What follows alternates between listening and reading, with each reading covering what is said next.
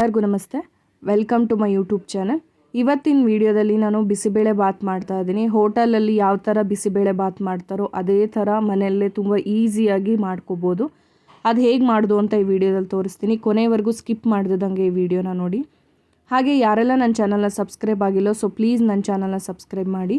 ನಿಮ್ಮ ಸ್ಕ್ರೀನ್ ಮೇಲೆ ಕಾಣ್ತಿರೋ ಬೆಲ್ ಬಟನ್ನ ಕ್ಲಿಕ್ ಮಾಡಿ ಸಬ್ಸ್ಕ್ರೈಬ್ ಮಾಡಿ. ಇಲ್ಲಿ ನಾನು ಬಿಸಿಬೇಳೆ ಬಾತ್ ಮಾಡೋದಕ್ಕೆ ಒಂದು ಬೌಲಷ್ಟು ಕ್ಯಾರೆಟ್ ತೊಗೊಂಡಿದ್ದೀನಿ. ಹಾಗೆ ಒಂದು ಬೌಲಷ್ಟು ಆಲೂಗೆಡ್ಡೆ ತೊಗೊಂಡಿದ್ದೀನಿ. ಹಾಗೆ ಇಲ್ಲಿ ಬೀನ್ಸು ಒಂದು ಬೌಲಷ್ಟು ತೊಗೊಂಡಿದ್ದೀನಿ. ಬಟಾಣಿ ಕಾಳನ್ನು ಓವರ್ ನೈಟ್ ನೆನೆಸಿಟ್ಟಿರೋದು. ಹಾಗೆ ತೊಗರಿಬೇಳೆ, ತೆಂಗಿನಕಾಯಿ, ಹಾಗೆ ಒಂದು ಸಣ್ಣ ಉಂಡೆ ಗಾತ್ರದಷ್ಟು ಹುಣಸೆಹಣ್ಣನ್ನು ನೆನೆಸಿಟ್ಟಿದ್ದೀನಿ. MTR ಬಿಸಿಬೇಳೆ ಬಾತ್ ಪೌಡ್ರನ್ನ ಬಳಸ್ತಾ ಇದ್ದೀನಿ. ಹಾಗೆ ಗೋಡಂಬಿ, ಒಣಮೆಣಸಿನ್ಕಾಯಿ, ಸಾಸಿವೆ, ಜೀರಿಗೆ, ಕರಿಬೇವು, ಹಾಗೆ ಇಂಗು ಇದಿಷ್ಟನ್ನು ಬಳಸ್ಕೊಂಡು ಬಿಸಿಬೇಳೆ ಬಾತ್ ಹೇಗೆ ಮಾಡೋದು ಅಂತ ನೋಡೋಣ ಬನ್ನಿ. ಇಲ್ಲಿ ಫಸ್ಟಿಗೆ ನಾನು ಒಂದು ಬಟ್ಲಷ್ಟು ತೊಗರಿಬೇಳೆನ ತೊಗೊಂಡು ತೊಳ್ಕೊತಾ ಇದ್ದೀನಿ. ಒಂದು ಬಟ್ಲಷ್ಟು ಅಂದರೆ ಒಂದು ಲೋಟ ನೀರು ಕುಡಿಯೋ ಗ್ಲಾಸಲ್ಲಿ ಅರ್ಧದಷ್ಟು ತೊಗರಿಬೇಳೆನ ತೊಗೊಂಡಿದ್ದೀನಿ. ಇದನ್ನು ಚೆನ್ನಾಗಿ ತೊಳಿಬೇಕು. ಇಲ್ಲಿ ನಾನು ತೊಗರಿಬೇಳೆ ತೊಳೆದಿರೋದನ್ನು ಒಂದು ಕುಕ್ಕರ್ಗೆ ಹಾಕ್ಕೊತಾ ಇದ್ದೀನಿ. ಇದಕ್ಕೆ 1 ರಿಂದ 1.5 ಲೀಟ್ರಷ್ಟು ನೀರನ್ನು ಹಾಕ್ಕೊತಾ ಇದ್ದೀನಿ. ತರಕಾರಿ ಎಲ್ಲದನ್ನು ಹಾಕಿ ಬೇಯಿಸ್ಕೊಳೋದ್ರಿಂದ ಸ್ವಲ್ಪ ಜಾಸ್ತಿನೇ ನೀರು ಹಾಕ್ಕೋಬೇಕಾಗತ್ತೆ. ಇಲ್ಲಿ ನಾನು ಬಟಾಣಿ ಕಾಳನ್ನು ಓವರ್ ನೈಟ್ ನೆನೆಸಿಟ್ಟಿದ್ದೆ. ಅದು ಬಟಾಣಿ ಕಾಳು ಹಾಕ್ಕೊತಾ ಇದ್ದೀನಿ. ಅದ್ರ ಜೊತೆಗೆ 1 ಬಟ್ಲಷ್ಟು ಬೀನ್ಸು, 1 ಬಟ್ಲಷ್ಟು ಆಲೂಗೆಡ್ಡೆ, ಹಾಗೆ 1 ಬಟ್ಲಷ್ಟು ಕ್ಯಾರೆಟನ್ನು ಹಾಕ್ಕೊತಾ ಇದ್ದೀನಿ. ಬೇಕು ಅಂದವರು ಈರುಳ್ಳಿ, ಟೊಮೊಟೊನೂ ಆ್ಯಡ್ ಮಾಡ್ಕೋಬೋದು. ನಾನು ಕುಕ್ಕರ್ ಮುಚ್ಚಿಟ್ಟು 1 ವಿಶಿಲ್ ಕುಕ್ಕರ್ನ ಕೂಗಿಸ್ತಾ ಇದ್ದೀನಿ ಅಷ್ಟೇ. ಏನಕ್ಕೆ ಅಂದರೆ 2 ಅಥವಾ 3 ವಿಶಿಲ್ ಆ ಥರ ಏನಾದ್ರು ಕೂಗಿಸ್ತೀವಿ ಅಂದರೆ ತರಕಾರಿ ತುಂಬ ಮೆತ್ತಗೆ ಬೆಂದೋಗ್ಬಿಡುತ್ತೆ. ಅದಕ್ಕೋಸ್ಕರ 1 ವಿಶಿಲ್ ಕೂಗಿಸಿದ್ರೆ ಸಾಕು. ಅಷ್ಟೊತ್ತಿಗೆ ನಾನು 1 ಲೋಟದಷ್ಟು ಅಕ್ಕಿನ ತೊಳ್ಕೊತಾ ಇದ್ದೀನಿ ನೀರು ಹಾಕ್ಕೊಂಡು. ಅಂದರೆ ನಾನು ಏನು ಕ್ವಾಂಟಿಟಿಯಲ್ಲಿ ತರಕಾರಿ ತೊಗೊಂಡಿದ್ದೀನಿ ಅದಕ್ಕೆ 1 ಲೋಟದಷ್ಟು ಅನ್ನ ಆದರೆ ಸಾಕಾಗುತ್ತೆ. ಈಗ ಅಕ್ಕಿನ ತೊಳೆದಿಟ್ಕೊಂಡಾದ್ಮೇಲೆ ಅದನ್ನು ಕುಕ್ಕರ್ಗೆ ಇಡಬೇಕು. ಇಲ್ಲಿ ನಾನು 1 ಲೋಟದಷ್ಟು ಅಕ್ಕಿಗೆ 2.25 ಲೋಟದಷ್ಟು ನೀರನ್ನು ಹಾಕ್ತಾಯಿದ್ದೀನಿ. 1 ವಿಶಿಲ್ ಕುಕ್ಕರ್ ಕೂಗಿಸಿದ್ರೆ ಸಾಕು. ಇಲ್ಲಿ 2 ಕುಕ್ಕರ್ ಕೂಗೋಷ್ಟೊತ್ತಿಗೆ ನಾನು ಮಸಾಲಾನ ರುಬ್ಬಿಟ್ಕೊತಾ ಇದ್ದೀನಿ. ಇಲ್ಲಿ 1 ನಿಂಬೆಹಣ್ಣಿನ ಗಾತ್ರದಷ್ಟು ಹುಣಸೆಹಣ್ಣನ್ನು ನೆನೆಸಿಟ್ಟಿದ್ದೆ. ಅದನ್ನು ಕಿವುಚಿಟ್ಕೊಂಡಿದ್ದೀನಿ. 1 ಬಟ್ಲಷ್ಟು ಕಾಯಿನ ಹಾಕ್ಕೊಂಡಿದ್ದೀನಿ. ಹಾಗೆ ಇಲ್ಲಿ ನಾನು MTRದು ಬಿಸಿಬೇಳೆ ಬಾತ್ ಪೌಡ್ರನ್ನ ಬಳಸ್ತಾ ಇದ್ದೀನಿ. ಇದನ್ನು ನೀವು 1-2 ಸ್ಪೂನ್ ಅಷ್ಟು ಹಾಕ್ಕೊಂಡ್ರೂ ಸಾಕಾಗುತ್ತೆ. ಅಥವಾ ನೀವು ಮನೆಯಲ್ಲೇ ಮಸಾಲ ಪೌಡರ್ನ ಮಾಡ್ಕೊಂಡಿದ್ರೆ ಬಿಸಿಬೇಳೆ ಬಾತ್ ಪೌಡ್ರು ಅದನ್ನು ಆ್ಯಡ್ ಮಾಡ್ಕೋಬೋದು. ಇಲ್ಲಿ ನಾನು ಕಾಯಿನ ಹಾಕಿರೋದನ್ನು ಸ್ಕಿಪ್ ಮಾಡ್ಬೋದು ಅಥವಾ ಕಾಯಿನ ಆ್ಯಡ್ ಮಾಡ್ಕೋಬೋದು ಅಷ್ಟೇ. ಇಲ್ಲಿ ಕಾಯಿ ಹಾಕೋದ್ರಿಂದ ತುಂಬಾ ಟೇಸ್ಟಿಯಾಗಿರುತ್ತೆ. ಈಗ ಇದಿಷ್ಟು ಫಸ್ಟು ಮಿಕ್ಸಿ ಮಾಡ್ಕೋಬೇಕಾಗತ್ತೆ. ಏನಕ್ಕೆ ಅಂದರೆ ಕಾಯಿ ನೀಟಾಗೆ ಬ್ಲೆಂಡ್ ಆಗಲ್ಲ. ಅದಕ್ಕೋಸ್ಕರ ಫಸ್ಟಿಗೆ ಕಾಯಿ ಹಾಗೆ ಪುಡಿನ ಮಿಕ್ಸಿಗೆ ಹಾಕ್ಕೋಬೇಕು. ಅದಾದಮೇಲೆ ನೀವೇನು ಹುಣಸೆಹಣ್ಣನ್ನು ಕಿವುಚಿಟ್ಕೊಂಡಿರ್ತಾರಲ್ಲ ಅದರ ರಸನ ಹಾಕ್ಕೊಂಡು ಮತ್ತೆ ಇನ್ನೊಂದು ಸಲ ನುಣ್ಣಗೆ ಪೇಸ್ಟ್ ಥರ ಆಗೋ ಥರ ರುಬ್ಕೋಬೇಕಾಗತ್ತೆ. ಈಗ ನೋಡ್ತಾ ಇರ್ಬೋದು ಫುಲ್ ನೈಸಾಗಿ ನುಣ್ಣಗೆ ರುಬ್ಬಿದ್ದಾಗಿದೆ. ಈಗ ಕುಕ್ಕರ್ ಆರಿದ್ದಾಗಿದೆ. ತರಕಾರಿ ಬೇಳೆ ಇಟ್ಟಿದ್ದು ಕುಕ್ಕರ್ ಆಗಿದೆ. 1 ವಿಶಿಲ್ ಕೂಗ್ಸಿದ್ರೆ ಈ ಥರ ಆಗುತ್ತೆ ನೋಡಿ. ಸ್ವಲ್ಪ ಬೇಳೆ ಥರ ಇರಬೇಕು. ಬಿಸಿಬೇಳೆ ಬಾತಿಗೆ ತೊಗರಿಬೇಳೆ ಫುಲ್ ಕರ್ಗೋಗಿರಬಾರ್ದು, ಸ್ವಲ್ಪ ಬೇಳೆ ಥರ ಇರಬೇಕು. ಅದಕ್ಕೋಸ್ಕರ 1 ವಿಶಿಲ್ ಕೂಗಿಸ್ಬೇಕಾಗತ್ತೆ. ಈಗ ತರಕಾರಿ ಎಲ್ಲ ಬೆಂದಿದ್ದಾಗಿದೆ. ಇಲ್ಲಿ ನಾನು ಒಂದು ದೊಡ್ಡ ಪಾತ್ರೆನ ತೊಗೊಂಡಿದ್ದೀನಿ ಬಿಸಿಬೇಳೆ ಬಾತ್ ಮಾಡೋದಕ್ಕೆ. ಇದಕ್ಕೆ 2 ಸ್ಪೂನಷ್ಟು ಎಣ್ಣೆನ ಹಾಕ್ಕೊಂಡಿದ್ದೀನಿ. ಎಣ್ಣೆ ಕಾಯ್ತಿದ್ದಂಗೆ 1 ಸ್ಪೂನಷ್ಟು ಸಾಸಿವೆ, 1 ಸ್ಪೂನಷ್ಟು ಜೀರಿಗೆ, ಹಾಗೆ 1 ಇಡಿಯಷ್ಟು ಕರಿಬೇವನ್ನ ಹಾಕ್ಕೊಂಡು ಸ್ವಲ್ಪ ಇಂಗುನ ಹಾಕ್ಕೋಬೇಕು. ಅದಾದಮೇಲೆ ನಾವೇನು ಮಸಾಲಾನ ರುಬ್ಬಿಟ್ಕೊಂಡಿರ್ತೀವಲ್ವ ಅದು ಮಸಾಲಾನೆಲ್ಲ ಹಾಕ್ಕೋಬೇಕಾಗತ್ತೆ. ಸ್ವಲ್ಪ ಕೈ ಆಡಿಸ್ಬೇಕು. ಮಿಕ್ಸಿ ಜಾರಲ್ಲಿ ಉಳಿದಿರೋ ಸ್ವಲ್ಪ ಮಸಾಲ ಇರುತ್ತಲ್ವ ಅದಕ್ಕೆ ಸ್ವಲ್ಪ ನೀರು ಹಾಕ್ಕೊಂಡು ನೀಟಾಗಿ ತೊಳ್ಕೊಂಡು ಅದನ್ನು ಹಾಕ್ಕೋಬೇಕು. ಇಲ್ಲಿ ಇದು 1 ಕುದಿ ಬರೋವರೆಗೂ ಇದನ್ನು ಕುದಿಸ್ಬೇಕಾಗತ್ತೆ. ಇಲ್ಲಿ ನಾನು ರುಚಿಗೆ ತಕ್ಕಷ್ಟು ಉಪ್ಪನ್ನು ಹಾಕ್ಕೊತಾ ಇದ್ದೀನಿ.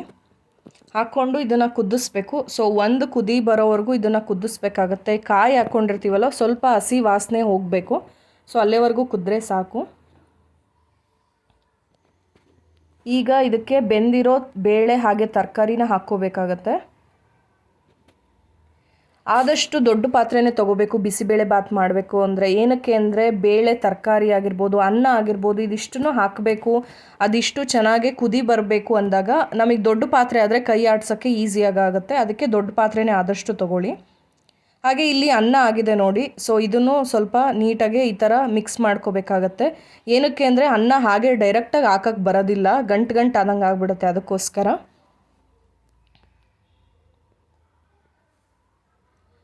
ಸೊ ಇಲ್ಲಿ ಒಂದು ಕುದಿ ಬರ್ತಾ ಇದೆ ಅನ್ಬೇಕಾದ್ರೆ, ಏನಕ್ಕೆ ಅಂದರೆ ಆಲ್ರೆಡಿ ತರಕಾರಿ ಬೆಂದಿರೋದ್ರಿಂದ ಜಾಸ್ತಿ ಕುದಿಸೋದು ಬೇಕಾಗಲ್ಲ.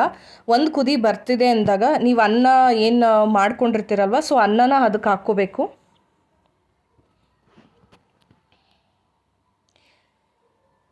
ಅನ್ನ ಹಾಕ್ಕೊಂಡ್ಮೇಲೆ ಎಲ್ಲೂ ಗಂಟಾಗ್ದಲೇ ಇರೋ ಥರ ಸ್ಪೂನಲ್ಲೇ ತಿರುತ್ತಾ ಇರಬೇಕು.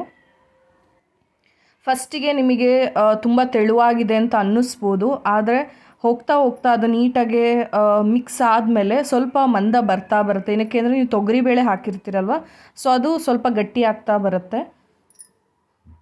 ನಿಮಗೆ ಸ್ವಲ್ಪ ಗಟ್ಟಿ ಆಗ್ತಿದೆ ಅನ್ಬೇಕಾದ್ರೆ ನಾನಿಲ್ಲಿ ಒಣಮೆಣ್ಸಿನ್ಕಾಯಿನ ತುಪ್ಪದಲ್ಲಿ ಹುರ್ಕೊಂಡು ಹಾಕ್ಕೊಂಡಿದ್ದೀನಿ. ಅದ್ರ ಜೊತೆಗೆ ನಾನಿಲ್ಲಿ ಗೋಡಂಬಿನೂ ತುಪ್ಪದಲ್ಲಿ ಹುರ್ಕೊಂಡಿದ್ದೀನಿ. ಬಿಸಿಬೇಳೆ ಬಾತ್ಗೆ ತುಪ್ಪ ಹಾಗೆ ಹಿಂಗು ತುಂಬ ಇಂಪಾರ್ಟೆಂಟು. ಹಿಂಗು ಹಾಕಿದ್ರೆ ಹಾಗೆ ತುಪ್ಪ ಹಾಕಿದ್ರೇ ತುಂಬ ಟೇಸ್ಟ್ ಬರೋದಿದು. ನಿಮಗೆ ಕುದೀತಾ ಏನಾಗುತ್ತೆ, ಸ್ವಲ್ಪ ಗಟ್ಟಿ ಆಗ್ತಾ ಬರುತ್ತೆ ಬಿಸಿಬೇಳೆ ಬಾತು. ಸೊ ಹಾಗಾಗಿ ನೀವು ಫಸ್ಟಿಗೆ ತುಂಬ ಗಟ್ಟಿ ಮಾಡ್ಕೊಳಕ್ಕೆ ಹೋಗಬೇಡಿ. ಸ್ವಲ್ಪ ತೆಳುವಾಗಿದ್ದಷ್ಟು ಆಮೇಲೆ ನೀವೇನು ಕುದೀತಾ ಬರುತ್ತಲ್ವ, ಸೊ ಅವಾಗ ಗಟ್ಟಿ ಆಗ್ತಾ ಬರುತ್ತೆ. ಫಸ್ಟಿಗೆ ಗಟ್ಟಿ ಮಾಡ್ಕೊಬಿಟ್ರೆ ಅದು ಬಿಸಿಬೇಳೆ ಬಾತ್ ಆಗಲ್ಲ, ಪಲಾವ್ ಆದಂಗೆ ಆಗಿಬಿಡುತ್ತೆ.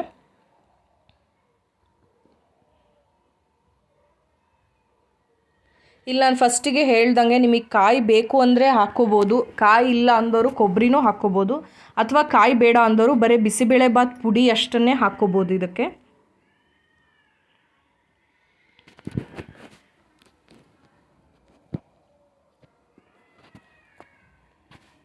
ಈಗ ನೀವು ನೋಡ್ತಾ ಇರ್ಬೋದು ಸ್ವಲ್ಪ ಮಂದ ಬರ್ತಾ ಇದೆ, ಗಟ್ಟಿ ಆಗ್ತಾ ಬರ್ತಾ ಇದೆ ಅಂದ್ಬಿಟ್ಟು. ಈ ಥರ ಕೈ ಆಡಿಸೋದಕ್ಕೆ ಕಷ್ಟ ಆಗುತ್ತೆ ಅಂತಲೇ ಆದಷ್ಟು ದೊಡ್ಡ ಪಾತ್ರೆನ ತೊಗೋಬೇಕು. ಈಗ ನೋಡ್ತಾ ಇರ್ಬೋದು ಸ್ವಲ್ಪ ಹೊತ್ತು ಮುಚ್ಚಿಟ್ಟಿದ್ದೆ, ಸೊ ಸ್ಟವ್ ಆಫ್ ಮಾಡಿದ್ದೆ ಬಿಸಿಬೇಳೆ ಬಾತ್ ಆಗಿದೆ ಅಂದ್ಬಿಟ್ಟು. ಈಗ ನೋಡ್ತಾ ಇರ್ಬೋದು ಎಷ್ಟು ಸ್ವಲ್ಪ ಮಂದ ಬಂದಿದೆ ಅಂದ್ಬಿಟ್ಟು. ಬಿಸಿಬೇಳೆ ಬಾತ್ ಅಂದರೆ ಇದೇ ಥರನೇ ಇರಬೇಕು. ತುಂಬ ಗಟ್ಟಿಯಾಗಿದ್ದರೆ ಅದು ಪಲಾವ್ ಆದಂಗೆ ಆಗಿಬಿಡುತ್ತೆ. ಹೋಟೆಲಲ್ಲಿ ಮಾಡೋ ಥರ ಬಿಸಿಬೇಳೆ ಬಾತು ಮನೆಯಲ್ಲೇ ತುಂಬ ಈಸಿಯಾಗಿ ಮಾಡ್ಬೋದು. ಈ ಬಿಸಿಬೇಳೆ ಬಾತ್ಗೆ ಬೂಂದಿ ಇದ್ದರೆ ತುಂಬಾ ಚೆನ್ನಾಗಿರುತ್ತೆ ಕಾಂಬಿನೇಷನ್ನು. ಬೂಂದಿ ಇಲ್ಲ ಅಂದರೆ ಖಾರನೂ ಜೊತೆಗೆ ಚೆನ್ನಾಗಿರುತ್ತೆ. ಹಾಗೆ ಇದಕ್ಕೆ ಬಿಸಿಬೇಳೆ ಬಾತ್ ತಿಂತಾ ಇರ್ಬೇಕಾದ್ರೆ ಎಕ್ಸ್ಟ್ರಾ ತುಪ್ಪನೂ ಹಾಕ್ಕೊಂಡು ತಿನ್ನಿ, ತುಂಬಾ ಟೇಸ್ಟಿಯಾಗಿರುತ್ತೆ.